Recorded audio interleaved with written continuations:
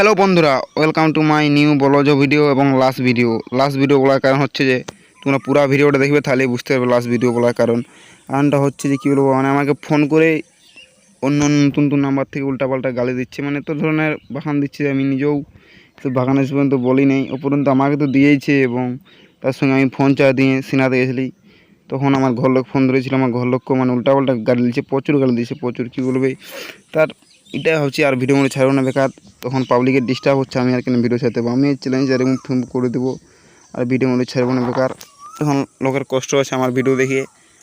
তো কী বলে বন্ধুরা এমনভাবে গালি দিচ্ছে, মানে আমি নিজেও ভাবতে পারিনি যে এটিভাবে পাখান দিবে কেউ, মানে কেউ ওটা আমি বুঝতে পারছি না যে দিচ্ছে। তো ঠিক আছে, দোক পাখান দেবো, বেকার যেন প্রবলেম হচ্ছে, আমি আর ভিডিও মনে ছাড়বো না।